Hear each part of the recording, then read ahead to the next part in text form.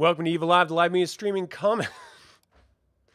the live media commentary show that answers the question, are there any good cops out there? Subscribe if you're new to the channel, because today we are reviewing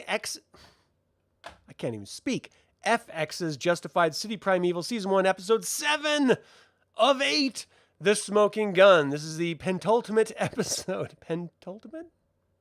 Pentaveret? I don't know. This is the second to last episode. There's one more. And boys, it's a great episode. So my initial thoughts are, if every one of these episodes was like this would have been an entirely fire season. It was so good. And I hope they nail the landing with this, because if this is the quality of episode that we get for the last, arguably 3 episodes, then I think this is a total win. If they just completely flub the last episode, I'm still going to be happy because I got some really good ones. So, and ultimately, I'm really enjoying the story. I'm enjoying the characters, and it's just a nice progression for the Justified franchise, I think. So, hey, Chris, how you doing, man? Words are very hard.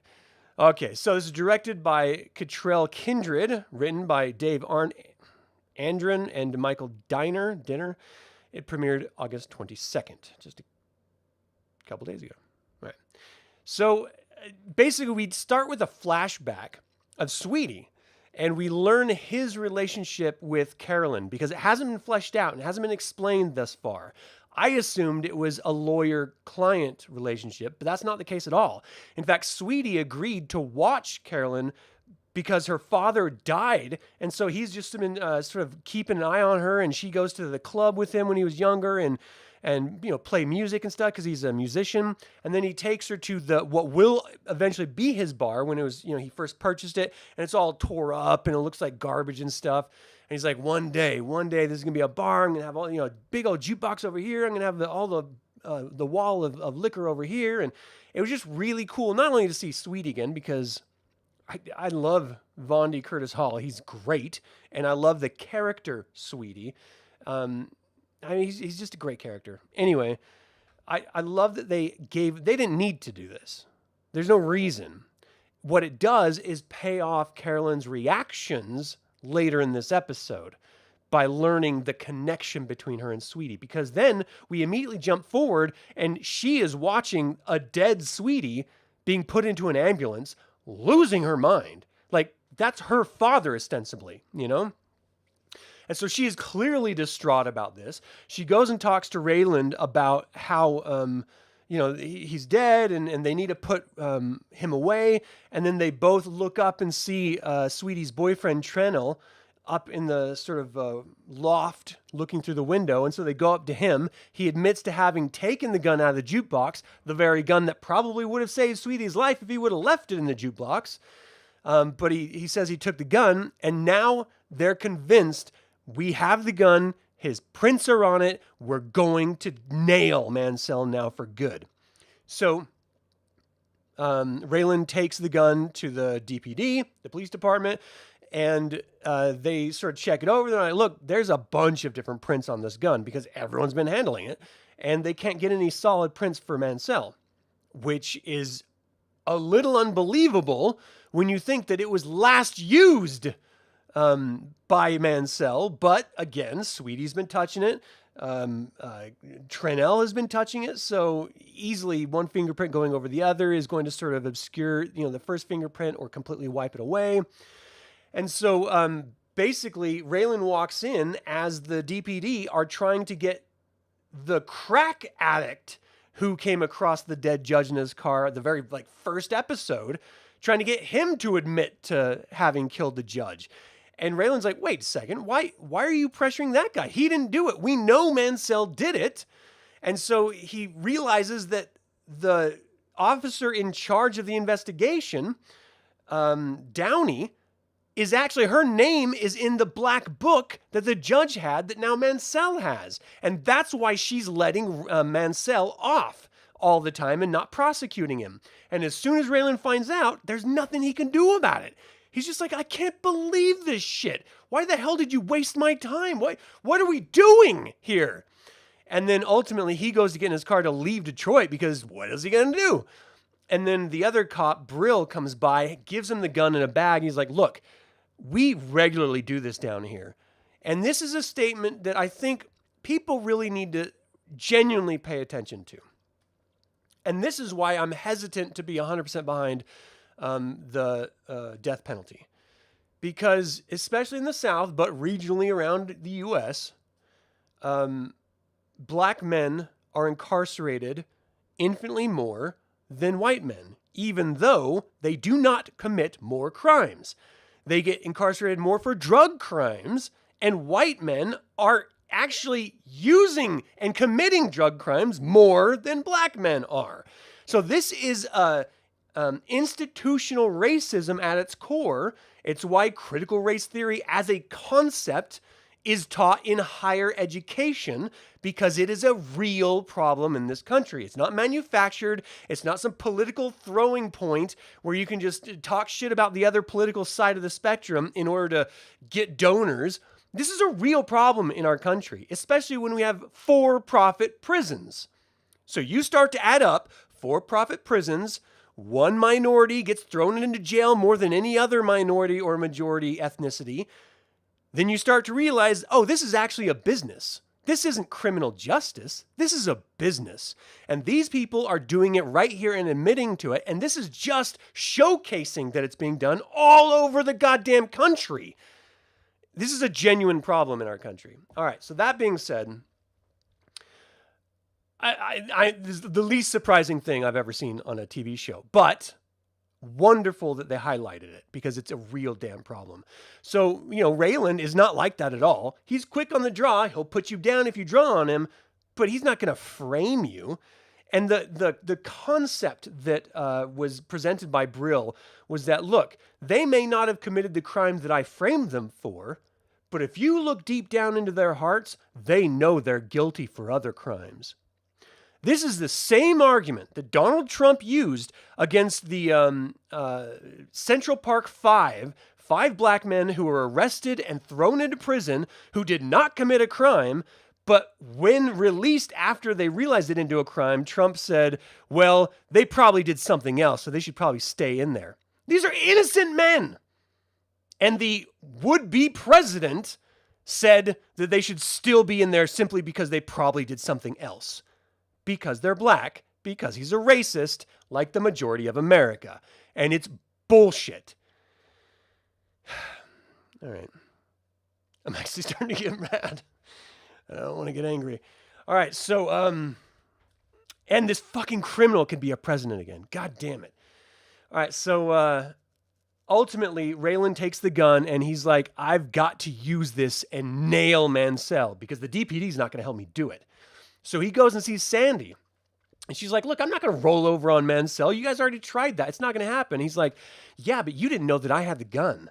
And if Mansell finds out that the gun's not at the bottom of the lake where you were supposed to have thrown it, what do you think he's going to do to you? How do you think that's going to play? He's like, I need you to get me in a room with Mansell. And she's like, no, I can't do it. It's impossible. And so Raylan leaves. Sandy immediately goes to the Armenian that she was having this mock affair with earlier in the season and tries to ingratiate herself to him, I think as a way of getting away from Mansell, ultimately, and getting a little bit of protection from him, because the Armenians are a huge gang in Detroit. And so he basically tells her, you're a dead woman. And so now she's totally freaked out. She has no one to protect her. And the only one that's asking or giving her an opportunity for protection is the law. And she's a criminal. So that's never going to go down perfectly for her, right? And so ultimately, she reaches out to Raylan and she's like, look, I'm just trying to do something right. I'm trying to do something good. And it's blowing up in my face. She goes to the airport, steals a bunch of Mansell's money, and she's going to go to the Bahamas. And then Mansell calls her. He has Del Weems ready to be murdered right in front of him. He's like, where's my money? Where are you? And she's like, I'm going to be honest with you. I'm at the airport. I was going to run. But if you promise to take care of me and be nice, then I'll come back to you. It is infuriating that there are people like this. But there are people like this. Part of it, of course, that sort of old adage about abuse is that the people who abuse others have been abused themselves. And so it's a learned behavioral trait that they repeat. through the trauma that they suffered. It's not always an overtly conscious decision. It's just something that is a pattern of behavior that they were taught and they're now repeating. And you see it in sexual and physical and emotional abusers a lot. And there are victims in this world, like genuine habitual victims that don't know how to break that cycle. And they are just ingrained in their head to be a victim. And she is one of these people. It's like any woman who goes back to their abusing husband or vice versa. And all you can do from the outside is go, are you insane? Why are you doing this? And they are thinking, well, I'm going to die if I don't. They're going to kill me. Or I deserve to be here. Or they can change. I can change them. They apologize. They really do love me. You know, they just convince themselves of these ridiculous lies to continue in this spiral of destruction that they've caught themselves in. And so part of the victim mentality, I do genuinely think, is their problem. It's not as much the abuser as it is the victim agreeing to be abused over and over again. And there are institutions out there to help. And if you are in one of those abusive relationships, I beg you to get some help and get out of it. Because as an individual, which to me is the highest authority in this damn universe, our individuality and our control over our own selves, don't let other people dominate your life, and especially if they're abusing you physically, sexually, or emotionally. And I separate physically and sexually for obvious reasons. Okay, that being said, she goes back to him supposedly, and she says, okay, well, I'll meet you somewhere. Just don't kill Del Weems, and I'll bring your money back and we'll meet. And so he's like, okay, meet me at this bar. Or this restaurant, this fancy restaurant. And then as soon as he hangs up, he pops Del anyway. Just kills him because it's the Oklahoma Wildman. It's Mansell. He's a maniac. Of course he's going to kill the guy. And he is at the end of his ropes. He has nowhere left to go. He needs to leave town. So she reaches out to Raylan again and says, look, he's going to be here. Please protect me. I'm trying to do good. Take care of him and get him in the system and get him away from me. So Raylan goes to the restaurant, and they have this incredibly intense face-off with each other. Remember, the last time they saw each other at the park, Mansell was literally saying, I want to do a shootout with you. I want to just stand on the other side of a street, and we just draw and see what happens. And so Raylan brings the gun, puts it on the table, and he's like, you said you wanted to do that draw. How about you pick up the gun and draw on me? The bottom line is Raylan's going to draw first, and he's going to put the guy down. That's who Raylan is. But Mansell doesn't really know that. But Mansell is also a really great draw. He could be packing right now, not even go for the gun. But he knows that Raylan wants his prints on the gun. And so he's like, I'm not going to draw that gun. You just want my prints so you can put me away. And then all hell breaks loose because Carolyn alerted the Albanians where they're going to be. Because she wants revenge for Sweetie. She knows that Raylan's not going to kill him. Raylan's going to try to put him through the justice system, and she wants justice. Frontier justice. She wants him dead. Put down like the dog he is, not put into the system. Because he's already gotten out of the system before, and he'll probably get out of it again. So the Albanians come, abduct both of them, and then drive to the river and throw the gun over the river. So there goes Raylan's one shot at putting Mansell away legally. Except now they're both prisoners of the Albanian mafia, and the show ends. And we have one more episode next week, and I'm chomping at the bit, driving myself crazy because I cannot wait to see how Raylan and Mansell are going to get out of this and how they're going to face each other down, because they have to. If the Albanians end up killing Mansell, I'm going to be so pissed off. I'm going to be screaming at my stupid television set. And then I'm going to come here and scream at all of you. Not because it's your fault, but yeah, it's the series finale next week. There's only 8 episodes in this mini series that they did as a continuation of the original Justified series. That's why they call it Justified City Primeval, because it's just about 2 novels that they sort of remixed into this one 8-episode mini series. So I'm really looking forward to seeing how this pans out. I mean, I can't imagine how they're going to pad out a full episode. I think they're like 35, 40 minutes, I think. And ultimately, what I want to see is, I want to see the draw. I don't mind if Raylan gets hit. I'll be pissed if he dies. But I need Raylan to put Mansell down. This is the Raylan that we grew to love in the original Justified series. Excuse me. I think there's like 4 seasons or 4 or 5 seasons of it. I own them. I should know, but I don't know off the top of my head. I want to see him put him down. I want to see Carolyn and Raylan have a great goodbye. And then I want to see Raylan go to his daughter, apologize for leaving her, and I want to see them go do whatever the hell she wants to do as a father-daughter hangout. You know? Like, we started with that relationship. I want to end with that relationship because for me, it's important. Family is important.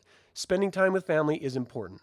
I just did a game night last night with mine. I mean, you have to have quality time sharing in laughs, sharing in thoughts, sharing in ideas about what happened, concepts about the world. You have to talk to your kids. You can't let your profession dictate whether or not you do that. And for me, I've never done that, which is why I'm not more successful. And for Raylan, he needs to do that just for me to reconcile his character. Not that my opinion matters, but I think that's what the showrunners are ultimately going to do. Because I think it's important to the actors, you know, I think they want to see it too. In either case, my favorite part of this episode was the continuing building of, like, Raylan couldn't figure out how Mansell kept getting away. Then he finds out it's because the DPD's in on it. And then he finds out that they're framing people. And then he gets the gun so he can go take care of Mansell. And then he finds out the Albanians are coming to get him. And then they're both captured. They're both tied up prisoners. And it's just like one thing after another, just like pop, pop, pop. And the whole time you're just watching this going, how's it going to end? And then the credits roll and you're just like, no! So the buildup of the story in this last episode really was my favorite part.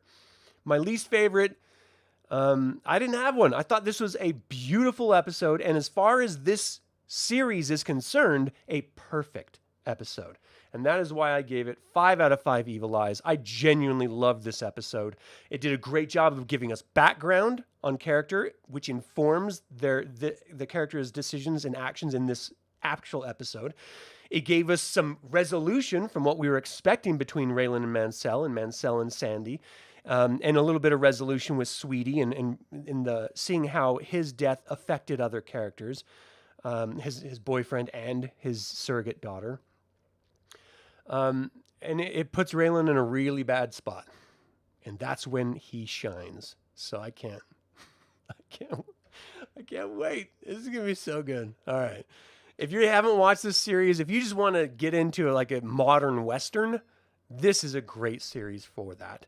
It's got really good music. It's got really great acting. The actors aren't always the best in my opinion, but for the characters they're playing, but I always think that the adult characters, they really are believable when they're delivering their lines, even if you don't really think the actor's perfect for the role.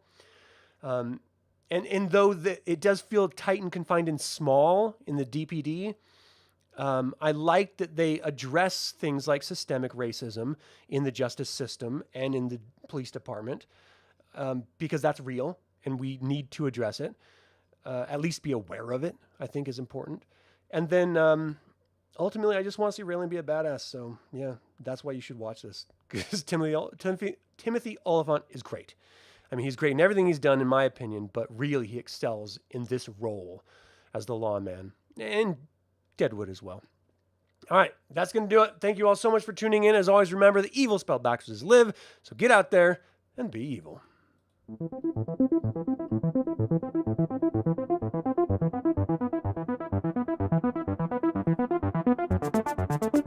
I totally agree, Chris.